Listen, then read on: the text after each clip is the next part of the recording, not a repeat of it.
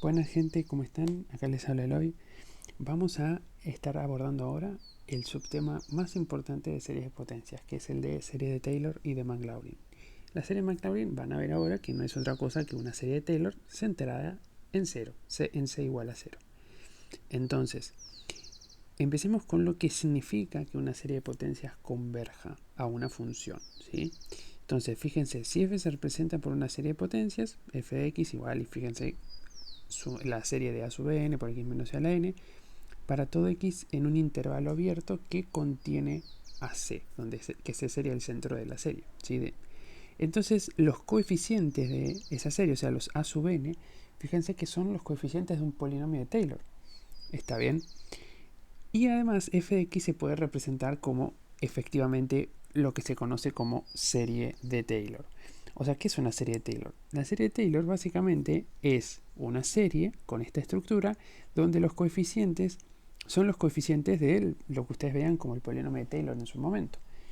Lo que pasa es que hay que tener cuidado con una cuestión.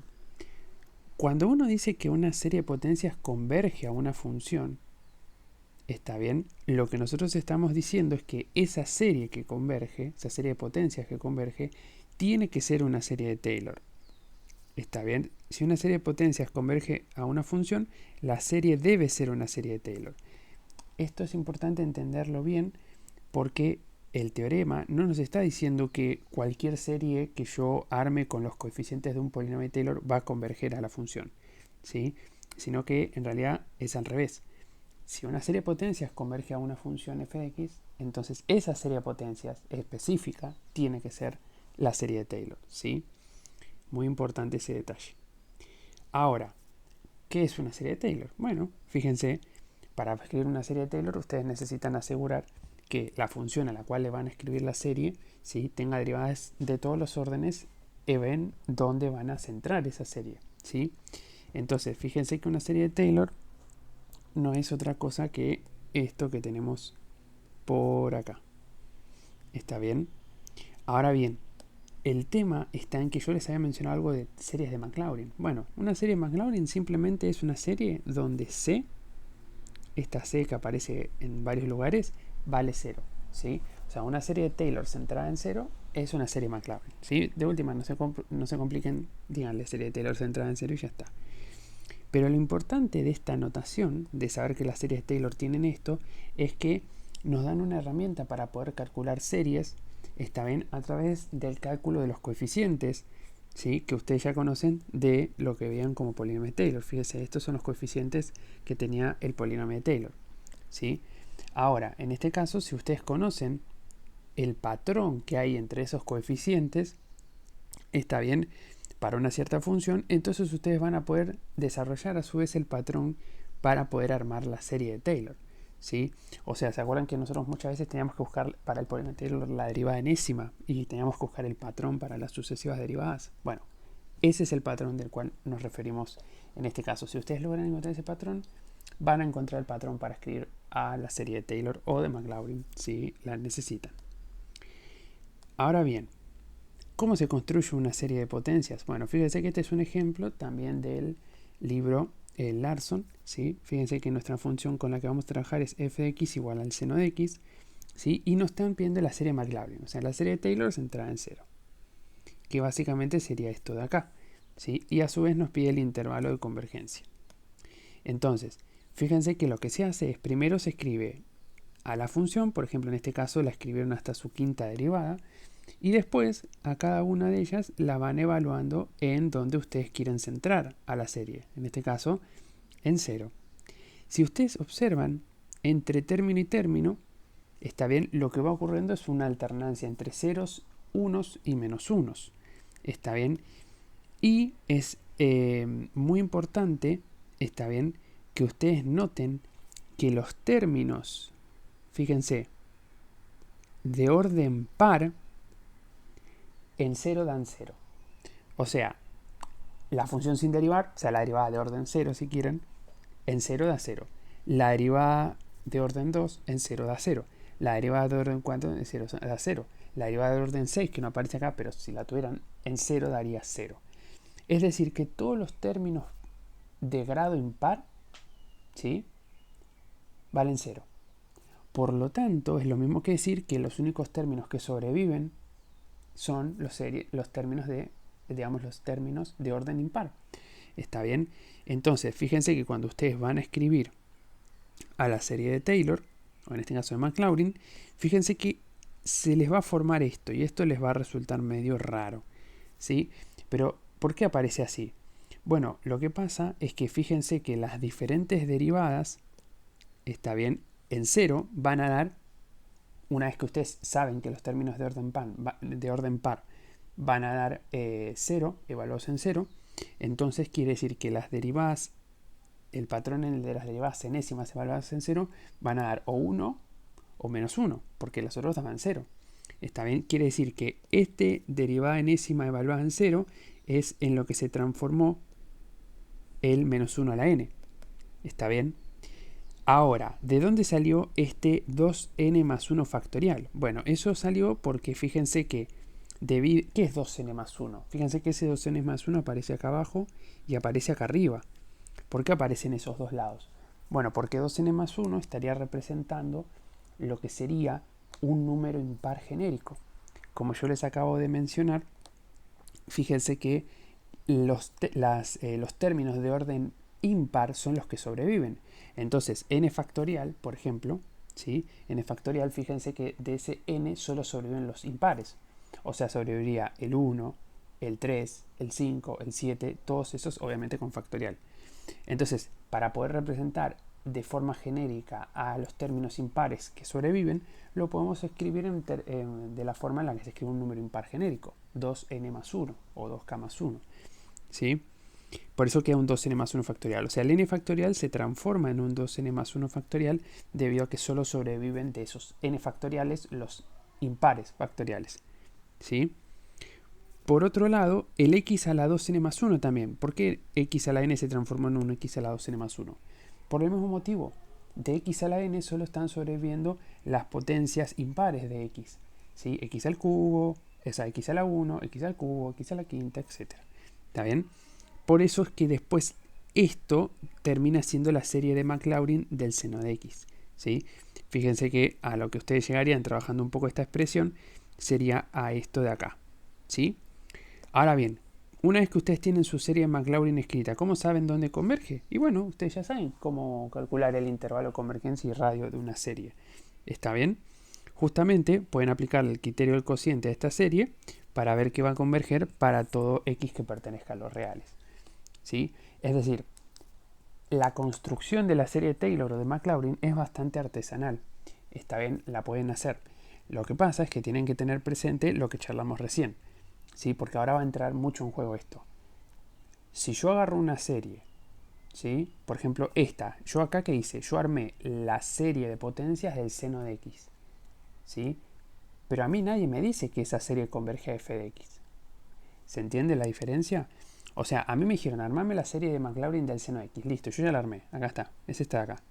Ahora, la pregunta es, bueno, si esto converge para todos los reales, ¿converge para seno de x? ¿O converge a cualquier otra o converge a alguna función que yo no conozco? Y ahí está la clave del asunto. Hasta el momento, nosotros no sabemos si esto va a converger a la función seno de x o si va a converger a otra función. Recuerden lo que hablamos hace un rato, ¿sí? Una serie de potencias que converge a f de x, esa serie de potencias debe ser efectivamente la serie de Taylor. Ahora, si yo armo una serie de Taylor de una función, ¿eso me asegura que la serie converge a f de x? No, nadie dice eso. Entonces, ojo con este detalle, ¿sí? Hasta el momento nosotros sabemos que esa serie de potencias converge a una función, pero no sabemos a cuál es exactamente esa función. ¿Sí? Y acá puede ser medio difícil de ver esto por el hecho de que uno dice, pero si armaste la serie de potencias del seno de x, ¿por qué convergería a otra función? Bueno, justamente el tema es ese, no es que no pueda hacerlo, simplemente es que nosotros hasta este momento no tenemos una herramienta que nos asegure que la serie de potencias converge al seno de x, por más de que fue armada con el seno de x, ¿sí? Y esto es fundamental. Como les mencionaba, no podemos concluir que la serie de potencias converja al seno de x para todo x. Lo único que podemos decir es que va a converger para alguna función, ¿sí? Pero no sabemos cuál es, ¿sí? Esto es importante que lo tengan presente, está bien, porque justamente nosotros armamos esa serie de potencias, ¿sí? Esa serie de Maclaurin particularmente, ¿sí? Y recordemos que todas las derivadas se evaluaron en un solo punto. Está bien, podría ser que exista otra función que coincida con esos valores, por ejemplo, de 1 menos 1, 1 menos 1, ¿sí? En 0. ¿Está bien? Y sin embargo, no sea efectivamente la serie de Maclaurin del seno de x. ¿Está bien? Entonces, es muy importante eso. Ahora, ¿cómo nosotros nos aseguramos que si tenemos una serie de potencias que sabemos que convergen en un cierto intervalo, la pregunta es, ¿a qué va a converger? Bueno, eso se llama la función suma, ¿sí? O sea, la función a la cual converge mi serie de potencias se llama función suma. Entonces, ¿cómo podemos asegurar en el ejemplo este que hicimos que nuestra serie de potencias converge al seno de x para todo x que pertenece a los reales? Bueno, si se acuerdan del teorema de Taylor, ¿se acuerdan del famoso residuo? Bueno, para que ustedes tengan, digamos, si ustedes armaron una serie de potencias de una función, como hicimos recién, y esta serie de potencias converge, por ejemplo, en un cierto intervalo de convergencia, nosotros vamos a poder asegurar que esa serie converge a la función de la cual fue construida la serie de Taylor, si el residuo tiende a cero cuando n tiende a infinito. ¿Está bien? O sea, si esto de acá tiende a cero cuando n tiende a infinito, para el caso, por ejemplo, de nuestra serie de Taylor, del seno de x, entonces esa función efectivamente, o sea, esa serie de potencias efectivamente converge a seno de x.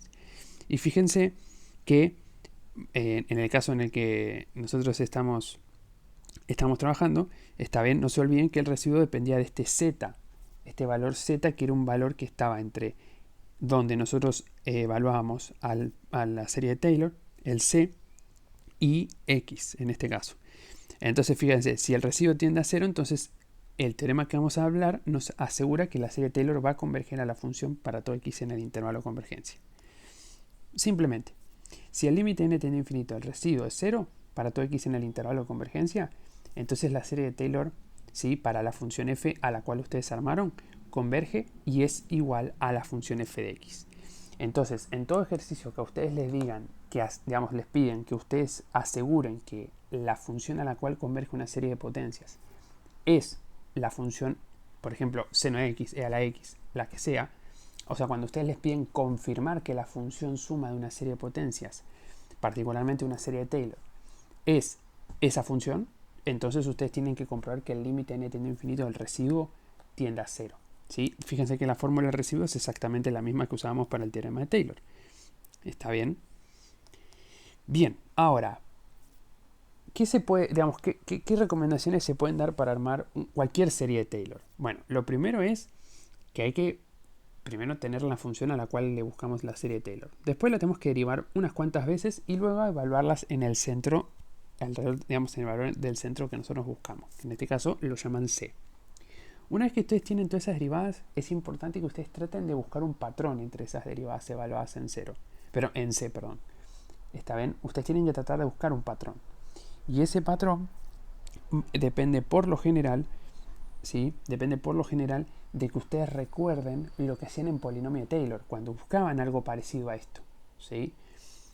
Una vez que ustedes encontraron ese patrón, entonces lo único que tienen que hacer es escribir a la serie de Taylor, ¿sí?, sabiendo ya que los coeficientes de la serie de Taylor van a ser estos términos de esta forma, ¿sí?, todos evaluados en C, y luego pueden determinar el intervalo de convergencia con algún criterio que ustedes deseen, criterio del cociente, criterio de la raíz, ¿sí? Y una vez hicieron eso, ahora lo que hay que confirmar es lo que vimos hace un rato.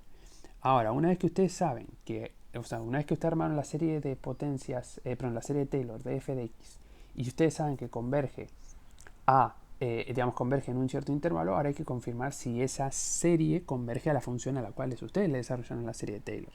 ¿Está bien? Entonces, para eso, este último paso, donde dice determinar si la serie converge o no a f de x, eso lo van a poder hacer viendo si el límite n teniendo infinito del residuo da 0 o no.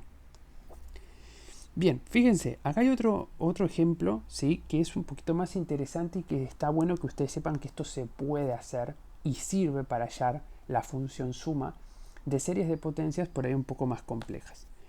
Por ejemplo, imagínense que les piden la serie Maclaurin del seno de x cuadrado. En principio ahí no habría ningún problema directo. para hacer eso. Lo que pasa es que fíjense que si ustedes se ponen a derivar el seno de x cuadrado para buscar ese famoso patrón, se van a topar con la desagradable sorpresa de que las derivadas sucesivas de seno de x cuadrado no son derivadas que se vayan como, digamos que sea fácil de reconocer un patrón, porque fíjense que a medida que ustedes van derivando, esas derivadas cada vez aumentan el número de términos. Entonces, no es la mejor idea hacerlo de esa manera, pero sí sería una buena idea, ¿sí? A ver, digamos, decir, yo sí sé la serie de potencias, o sea, yo sí conozco la serie de Taylor del seno de x, ¿sí? Y además, particularmente conozco la serie Maclaurin, o sea, la serie de Taylor centrada en cero, yo la conozco. Entonces, la pregunta que uno se hace es, ¿no puedo usar la serie de Taylor del seno de x para poder encontrar la serie de Taylor del seno de x cuadrado, por ejemplo? Y la respuesta es sí. O sea, si ustedes ya tienen la serie de Taylor de seno de x y buscan la de seno de x cuadrado, compongan esas dos funciones, compongan seno de x con x cuadrado. ¿Sí? Si ustedes ya saben que seno de x es igual a esta representación en series, entonces cuando ustedes cambien x por x cuadrado, ¿sí? O sea, hagan esto que les estoy mencionando acá, entonces todas las x las cambian por un x cuadrado. Y así van a lograr obtener la serie de potencias, mejor dicho, la serie de Taylor centrada en cero del seno de x cuadrado. ¿Sí? Es decir, por ejemplo, si alguien viene y les pide la serie de Maclaurin de e a la menos x. Entonces, si les piden la serie de Maclaurin de e a la menos x, no se pongan a derivar e a la menos x.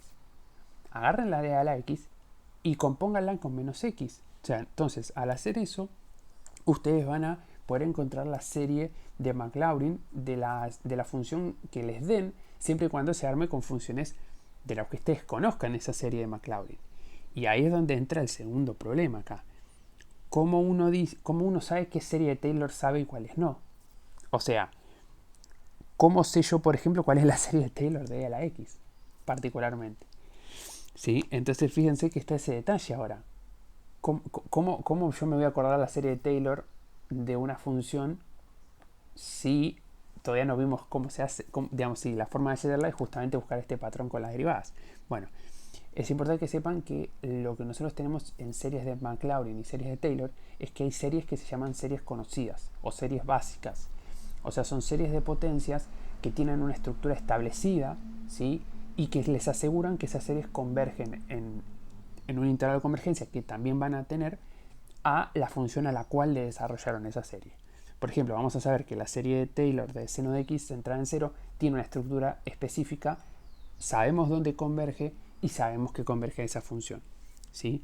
Entonces, siempre que ahora les pidan, dame la serie de potencias de e a la, e a la x cuadrado, entonces ustedes van a ver que la de e a la x es conocida, es una serie conocida, la de serie de Taylor centrada en cero de e a la x.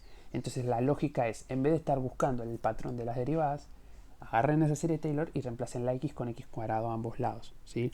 Así como hicieron de acá para acá, donde se cambiaron x por x cuadrado, se hicieron una composición. ¿Sí? Y lo importante también es que si ahora ustedes buscan dónde converge esta serie, ¿sí? Lo van a poder saber sabiendo que como ustedes realizaron una composición de funciones entre seno de x y x cuadrado, donde x cuadrado devuelve siempre números positivos y el seno de x es justamente derivable en todos los reales, particularmente en los reales positivos, entonces lo que vamos a poder saber es que esta serie de antemano ya sabemos que converge para todo real. ¿Sí? Entonces, fíjense que eso es un gran beneficio. Obviamente, si uno dice, bueno, ¿y qué pasa si yo llego acá y no sé, o sea, si yo ya tengo esa serie de potencias, ¿cómo sé yo dónde converge? Si dudan, apliquen el criterio del cociente. ¿Sí? Ojo, recuerden que ya hemos visto en los videos en el video anterior que no siempre a uno hacer una composición entre funciones, la serie de potencias converge en el mismo intervalo. ¿Sí? Eso sí lo tienen que tener presente. O sea, no siempre va a ser que, bueno, porque esta convergía en todos los reales, entonces esta también va a converger en todos los reales. A veces sí, a veces no. Y eso ustedes lo tienen que analizar con el uso de propiedades de derivación, ¿sí? Y de composición. O en todo caso, si llegan hasta acá, dicen, bueno, ahora voy a comprobar la convergencia de esta serie con el criterio del cociente, ¿sí? Y lo van a poder constatar. Pero es importante que ustedes cuando lleguen hagan esto de, listo, compongo la serie de potencias de una función conocida con, en este caso, x cuadrado. Bueno, puede ser que mi intervalo de convergencia cambie, pero en otros casos no, como es este de acá. ¿Sí? Entonces, fíjense que estas son las series de potencias que yo les mencionaba que son las series de potencias básicas. Por ejemplo, tenemos la serie de potencias de 1 sobre x, ¿sí? Lo que sería básicamente 1 sobre x sería la función, ¿no? No es la serie, es esto de este lado, obviamente, ¿no? Pero fíjense que esta sería la serie de potencias de 1 sobre x centrada en este caso, fíjense que estaría centrada en 1, ¿sí? Ahora, después, acá abajo tenemos, por ejemplo, la de 1 sobre 1 más x, ¿sí? Que esta sería parecida a una serie geométrica. Fíjense la estructura que tiene esa serie de potencias, ¿sí? Después tenemos, por ejemplo, la del logaritmo de x, ¿sí? La del logaritmo de x, en este caso, centrada en 1. Después tenemos la de e a la x, ¿sí? Fíjense que está centrada en 0. Después la del seno de x. Fíjense cómo son los términos generales. Este término que aparece con el término enésimo, básicamente es el que a ustedes les dicen cómo va a ser el término general de su serie de potencias, ¿sí? Todos estos son los que les dicen esa estructura. ¿Está bien? Fíjense que la del seno de x, por ejemplo, la del seno de x tiene la estructura misma que habíamos hablado en el ejemplo. Fíjense. ¿Dónde la teníamos? Acá. Fíjense, esto que tienen acá, fíjense cómo es el término general. Y fíjense cómo es lo que tenemos acá. Es lo mismo, ¿sí? Es la misma escritura, porque eso justamente representa ese término genérico. ¿Está bien? Por ejemplo, fíjense que también tenemos la del coseno. Y la del coseno se parece mucho, pero fíjense cuál es la diferencia. Que en la serie del seno sobreviven los términos impares. Y en la serie del coseno sobreviven los términos pares. Fíjense que queda x a la 2n, o sea que sobreviven las potencias pares de x, ¿sí? Y se refleja lo mismo en el denominador. Después, tenemos la del arco tangente, por ejemplo. Fíjense que es muy parecida a la del seno, solo que en la del arco tangente, fíjense que el denominador no es 2n más 1 factorial, sino que es 2n más 1. Después tenemos la del coseno, ¿sí? Y después tenemos la binomial, la famosa serie binomial. ¿Está bien? Entonces fíjense que es fundamental que ustedes recuerden cómo se escriben series de potencias de funciones elementales porque se usan para construir series de potencias más avanzadas. Por ejemplo, si ahora alguien viene y me dice, a ver, o por ejemplo con esta, a ver, construime la serie de potencias de 1 sobre 1 más x al cuadrado. Entonces, ¿qué haría yo? Y bueno, agarro a la serie de potencias de 1 sobre 1 más x y compongo con x cuadrado. Y ahí obtendría la serie de potencias de 1 sobre 1 más x cuadrado. ¿Está bien? Claro, lo que pasa es que ustedes ahí tienen que tener cuidado de después analizar el intervalo de convergencia y ver si efectivamente converge para los mismos x a los cuales convergía el anterior. ¿Sí? Eso es muy importante. Y bien, vamos a ver un ejemplo de un ejercicio de la práctica, el punto 6c. Fíjense que nos dan una función, logaritmo de 1 más x, y nos piden que desarrollemos la serie de Taylor centrada en 0, particularmente la serie Maclaurin. Entonces, fíjense que el logaritmo de x tiene derivadas de todos los órdenes en 0. Recuerden que el logaritmo y sus sucesivas derivadas, o mejor dicho, las sucesivas derivadas del logaritmo son funciones racionales, ¿sí? Que se anulan en los mismos valores que se anula 1 más x. ¿Sí? Por lo tanto, la función logaritmo es derivable de todos los órdenes, excepto en menos 1. ¿Sí? En este caso, en 0 va a ser verdadero que es derivable de todo orden. Entonces, la serie de Taylor, o la serie Maclaurin, ¿sí? Será esta que tenemos acá. Lo que pasa es que necesitamos encontrar el famoso patrón de las derivadas, ¿sí? Entonces, hallamos los coeficientes. Fíjense, fx logaritmo 1 más x. Cuando lo evaluamos en 0, nos queda el logaritmo de 1, que es 0. La primera derivada es 1 sobre 1 más x. En 0 vale 1. Fíjense cómo van las otras derivadas. La segunda derivada evaluada en 0, dividido 2, porque acuérdense que son los coeficientes de la serie, es menos 1 medio. Después nos da 2 sextos o 1 tercio.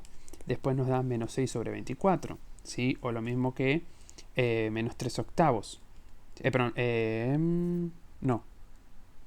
2. Bueno, sí, lo podemos simplificar un poquito más, ¿no? Sería un cuarto, menos un cuarto, ¿sí? Y después tenemos el próximo 24 sobre 120. Pero en sí, lo importante no es tanto este número, sino que lo que les marqué acá está la clave, fíjense. Fíjense, menos 1 sobre 1 más x cuadrado. 2 por 1 sobre 1 más x al cubo. Menos 3 por menos 3 por 2 por 1 sobre 1 más x a la cuarta. 4 por 3 por 2 por 1 sobre 1 más x a la quinta.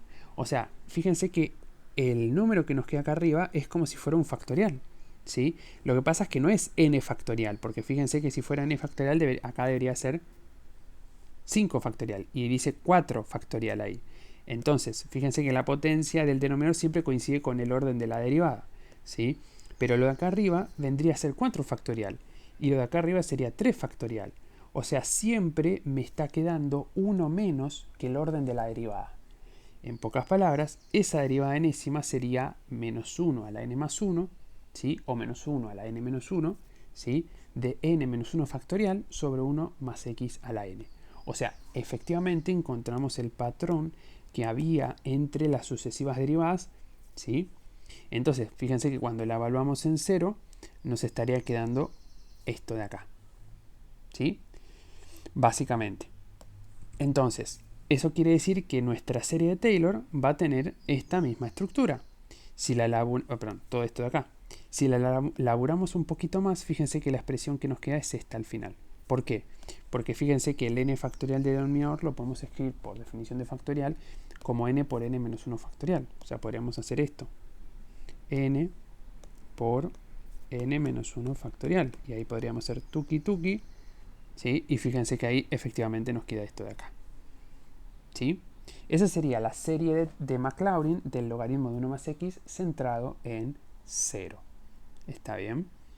Bien, ahora el inciso B de este ejercicio nos decía que encontremos a qué función, o sea, si digamos que efectivamente confirmemos a qué función converge esta serie. ¿Está bien? Primero nos pedía el radio de convergencia y después nos preguntaba en el último caso que veamos a qué función converge. O en otras palabras, hallar la función suma. ¿Está bien? Entonces aplicamos el criterio del cociente para ver el radio de convergencia, ¿sí? Fíjense que acá nos queda todo dentro de los valores absolutos, ¿sí? Trabajando con los valores absolutos, vamos a llegar a esto de acá. Fíjense que cuando n tiende a infinito, esto de acá tiende a 1. ¿Está bien? Entonces, el límite me estaría dando valor absoluto de x, ¿sí? Pero para que la serie converja, por criterio del cociente, le pedimos a ese resultado del límite, que fue valor absoluto de x, que sea menor a 1. Y además, fíjense que de ahí mismo ya podemos saber el radio de convergencia. Es 1. ¿Está bien? Y su intervalo de convergencia absoluta es de menos 1 a 1. Ahora, hay que ver si esta serie converge en los extremos, porque el ejercicio nos pedía el radio de convergencia y el intervalo de convergencia, no el intervalo de convergencia absoluta. Entonces, tenemos que ver si convergen los extremos. Entonces, ¿qué hacemos? Agarramos a la serie, la evaluamos en los extremos, por ejemplo, en menos 1, cambiamos la x por un menos 1, ¿está bien? Y fíjense que trabajando un poquito la serie, llegaríamos a esto que tenemos acá, ¿sí? Que fíjense que es una serie alternante, pero es una serie de serie infinita, una serie como las que veían en la práctica anterior, ¿está bien?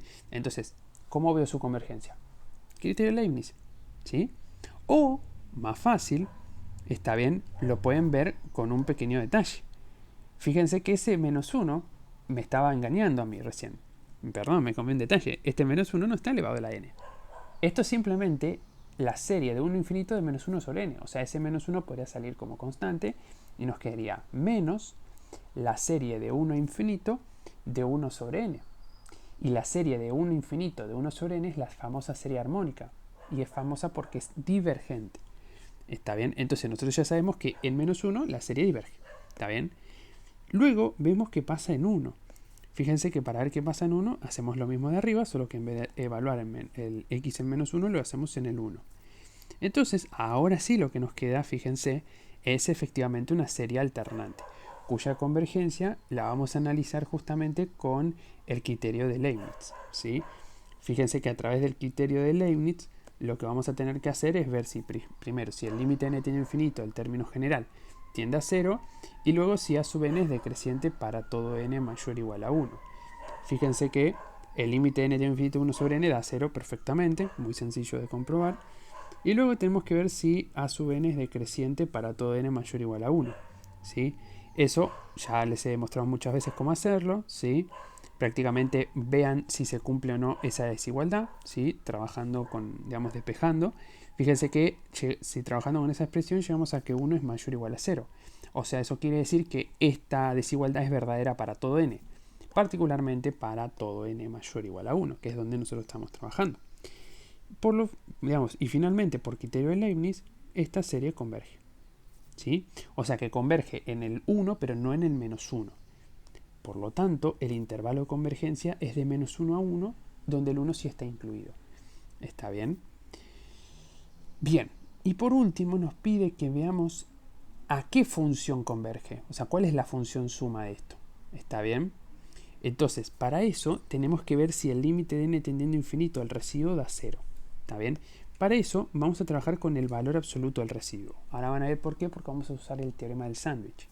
Fíjense, el valor absoluto del residuo, obviamente que es mayor o igual a 0, y por el teorema de Taylor, ustedes acuérdense cómo era la estructura del residuo. Era la derivada de n más 1 evaluada en un z que estaba entre x0, o sea, entre donde se entre es el polinomio de Taylor, en este caso la serie, y x sobre n más 1 factorial por x a la n más 1. ¿Sí? Entonces, una vez hecho eso, fíjense que ahora, a partir de eso, vamos a empezar a acotar todo esto que tenemos acá. ¿Sí? Entonces, al hacer eso, tenemos esto de acá. ¿Sí? Y bueno, desarrollamos la derivada de n más 1 en z. Acuérdense que la derivada de enésima la habíamos sacado anteriormente. O sea que la derivada de n más 1 simplemente nos va a quedar como esto que tenemos acá con esto que tenemos acá. Entonces eso sería la derivada de n más 1. ¿Sí? Fíjense que el menos 1 a la n más 2 se nos va a ir con el valor absoluto. ¿Sí? Después el n factorial lo vamos a poder simplificar con un n más 1 factorial denominador. O sea, n más 1 factorial lo escribo como n más 1 por n factorial. Se me van los n factoriales. ¿Sí? Nos queda algo así. ¿Está bien? Y fíjense que a lo último de todo esto, ¿sí? El tema está en que todavía está el valor absoluto de 1 más z. ¿Está bien? Y yo necesito sacármelo de encima, ese 1 más z. ¿Está bien? Entonces, para eso me tengo que acordar que z estaba entre x0 y x. x0 para nosotros es 0 porque nuestra serie era una serie Maclaurin, se trae en 0. Pero claro, x, fíjense que está entre menos 1 sin incluir y 1 incluido, porque ahí es donde la serie converge. ¿Está bien? Entonces, la pregunta es, ¿cómo analizo eso si x está entre menos 1 y 1? Entonces, como yo la estoy centrando en 0 a mi serie de Taylor, tengo que analizar dos intervalos. Tengo que ver qué pasa de menos 1 a 0 y después ver qué pasa de 0 a 1. No lo puedo analizar juntos, ¿sí? Entonces, fíjense que lo separé en dos casos. El primer caso es analizar qué pasa cuando x está entre menos 1 y 0. ¿Por qué? Porque en ese caso z va a estar entre x y 0. Fíjense que x es negativo en ese intervalo de menos 1 a 0. ¿Está bien? Por lo tanto, z va a estar entre x y 0. Fíjense que lo que hago es sumo 1 en toda la desigualdad, ¿sí? Después, lo que hago es elevo a la n más 1, ¿sí? En toda la desigualdad. Fíjense que el 1 de la derecha que sigue quedando como 1, porque 1 a la n más 1 es 1, ¿sí? Y después lo que hago es invertir, doy vuelta a toda esta desigualdad y me queda esto que está acá en rojo, ¿sí? Por lo tanto, fíjense que 1 sobre 1 más z a la n más 1 es menor a 1 sobre 1 más x a la n más 1. ¿Está bien? Entonces, eso lo que a mí me va a decir es que cuando yo vuelva a esta expresión de acá, el 1 sobre 1 más z en valor absoluto a la n más 1 va a ser menor a esto que tienen acá. ¿Está bien? Es decir, nos va a quedar algo así. Fíjense que acá se los estoy mostrando. Acá esta era la expresión original y esta es la expresión que queda después de acotarlo. ¿Está bien? Entonces, fíjense que tenemos valor absoluto de x sobre elevado a la n más 1 sobre valor absoluto de 1 más x a la n más 1, los podemos juntar todos dentro de un mismo valor absoluto. Y nos queda esto así. Entonces, acá es importante que ustedes entiendan de que x era un valor entre menos 1 y 0. ¿Está bien? Entonces, fíjense que esto que tenemos acá, ¿sí? O sea, todo lo que va a quedar adentro de nuestro paréntesis, ¿sí? En definitiva, siempre va a terminar quedando como algo que va a estar que siempre en valor absoluto va a ser menor a 1. Porque, por ejemplo, fíjense, si x vale 0,5, nos va a quedar 0,5 sobre 1 más 0,5. O sea, siempre me va a quedar que el denominador va a ser más grande que el numerador, efectivamente, ¿sí? Entonces, fíjense que todo esto que tenemos acá es menor a 1. ¿sí? Por lo tanto, como es menor a 1, entonces lo voy a poder acotar con 1 sobre n más 1. O sea, me va a quedar solo el 1 sobre n más 1 que tengo de este lado, ¿sí? Esto se debe a lo que les mencionaba, ¿sí? Fíjense que el valor absoluto lo pueden repartir, o sea, lo podemos escribir así, ¿sí? Y fíjense que siempre el valor absoluto de 1 más x me va a quedar menor a 1. El valor absoluto de x también me va a quedar menor a 1, ¿sí? Entonces estamos en la situación que yo les mencionaba previamente. Entonces, ahora, una vez que encontramos que el residuo, cuando x está entre menos 1 y 0, está acotado por 1 sobre n más 1, cuando n tiende a infinito, fíjense que esto de acá tiende a 0. Entonces, como por izquierda y por derecha tiende a 0 cuando n tiende a infinito, por teorema del sándwich, el límite da 0. ¿Sí? Pero recuerdan que z está entre x y 0. Ahora, ¿qué pasa? Ese era el caso 1, ¿no? El caso 1 era x entre menos 1 y 0. Ahora, tengo que ver qué pasa cuando x está entre 0 y 1. ¿Sí? Porque fíjense que x estaba entre menos 1 y 1. Yo separé entre menos 1 y 0 y ahora voy a analizar qué pasa de 0 a 1. Esto que pasó acá no es habitual, la verdad. ¿Sí? No suele ocurrir esto que tienen que separar como en dos partes el intervalo. Pero bueno, en este nos quedó así. ¿Sí?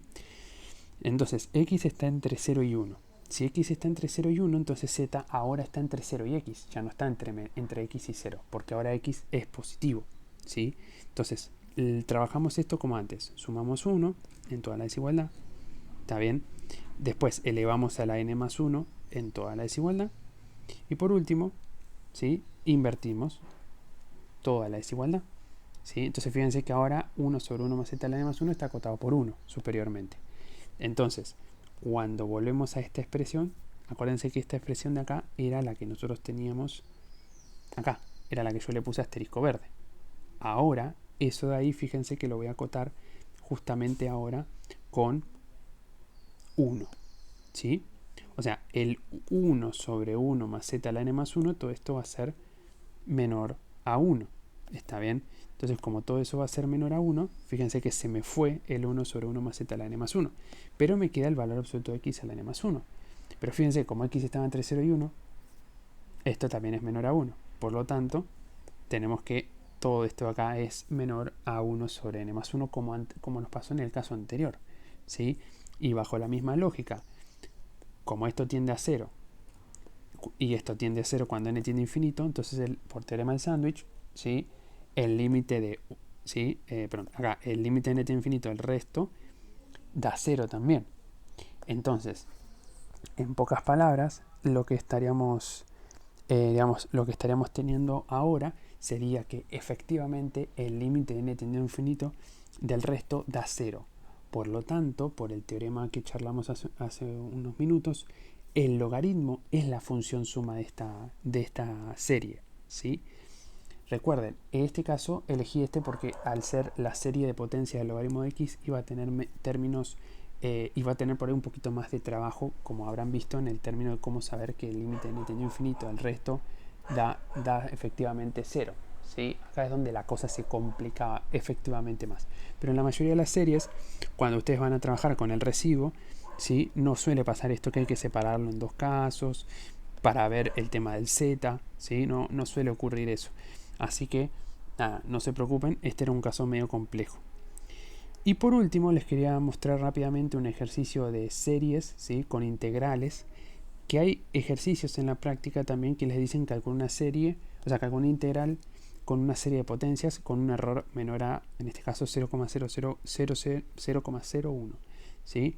Y la lógica es que ahora ustedes agarran a la función al integrando y arman su serie. Fíjense que la serie de e a la menos x cuadrado no es que la tienen que armar derivando término a término y encontrando el patrón. Lo que ustedes tienen que hacer es agarrar a la serie de Taylor centrada en 0 de e a la x y evaluarla y componerla con menos x cuadrado. Así. ¿Sí? Y si se fijan bien, eso que les está quedando ahí es importante que noten que es una serie alternante. Entonces lo que terminan haciendo al final no es integrar e a la menos x cuadrado, es integrar la serie de término a término, sabiendo que esa integral siempre se puede hacer dentro del intervalo de convergencia, que en este caso para e a la x, e a la menos x cuadrado es en todos los reales. ¿Sí? Entonces hacen la integral término a término, ¿sí? Fíjense que luego tienen que aplicar la regla de Barrow y voilà, ¿a qué van a llegar? a una serie infinita, de las de la práctica anterior, ¿sí? Y fíjense que es una serie alternante, ¿sí? Esta tiene forma de serie alternante, pero déjenme corregirme un segundo. Esa no es una serie alternante, porque eso es una serie de potencias, ¿sí? La serie alternante sería esta de acá abajo, ¿sí? Y al ser una serie alternante, recuerden de que ustedes conocían el criterio de Leibniz, que les daba una cota para el error. ¿Se acuerdan que el criterio de Leibniz le decía que el valor absoluto entre la suma de la serie alternante menos la suma de parcial es menor a a sub n más 1? O sea que la integral esta de 0 a 1 de e a la menos x cuadrado, ¿sí?, quedó escrita como una serie numérica alternante. Por lo tanto, si yo busco el valor de esta integral con un error menor a 0,01, entonces lo que yo tendría que hacer es aplicar el criterio de Leibniz a esta serie, ¿sí?, y encontrar particularmente cuando el valor, quién es a sub n más 1. Acá en este libro lo hace de una forma diferente. Dice, sumo los 4 primeros términos y veo que más o menos la integral me da 0,74. Y cuando aplica el criterio de la serie alternante, dice, bueno, esto efectivamente tiene un error menor a 1 sobre 2,16, que es 0,005. O sea, básicamente lo que termina haciendo acá es, en vez de encontrar cómo es el a sub n más 1 y pedirle que sea menor a 0,01, lo que hace es, bueno, agarro un par de términos, los sumo, y en el momento en el que se cumple la condición de la serie alternante, ¿sí?, acuérdense que esa condición era que el valor absoluto de S menos la suma parcial es menor al a sub n más 1. ¿Está bien? Entonces, esto a su vez tiene que ser menor, ¿sí?, el a sub n más 1 tiene que ser menor a 0,01 en este caso. A 0,01. Entonces fíjense que para que se cumpla esa condición, entonces habría que encontrar cómo es el término a sub n más 1. O sea, cuál sería el a sub n más 1 de esto de acá. Está bien. Y pedirle a eso que sea menor a 0,01. ¿Sí? Bueno, esto más adelante, ¿sí?, en la próxima clase de los sábados, vamos a hacer uno de la práctica a mucho más detalle, ¿sí? Así que va a ser importante que estén presentes porque vamos a hacer uno de la práctica parecido a este, está bien, y va a ser muy importante que puedan entender esto porque este es un ejercicio que se puede tomar en el parcial, ¿sí? Y van a ver que va a quedar mucho más claro. Acá en el libro está hecho como un poco mucho más resumido, fíjense que lo hicieron prácticamente en 3 pasos, pero por lo general esto involucra mucha más escritura, está bien, pero bueno, como les digo, vamos a ver un ejemplo de estos en la clase de los sábados. Así que bueno, gente, por ahora terminamos acá con serie de potencias, sería el último tema, está bien. Ya lo que seguiría es repasen, ¿sí? Hagan los ejercicios de la práctica, traten de no atrasarse, ¿sí? Y recuerden que en el parcial es muy importante y recuerden mucho que les van a tomar seguro de series y serie de potencias, ¿sí? Es un tema súper importante, está bien, y la práctica es súper importante, particularmente. No es una práctica que por ahí tenga muchos puntos no tan importantes como las sucesiones. Esta práctica es realmente muy importante, ¿sí? Así que practiquen bien, ¿sí? Junten dudas y que en todo caso en la clase de los sábados las vemos, ¿sí? Así que bueno, gente, que anden bien y nos estamos viendo en la próxima.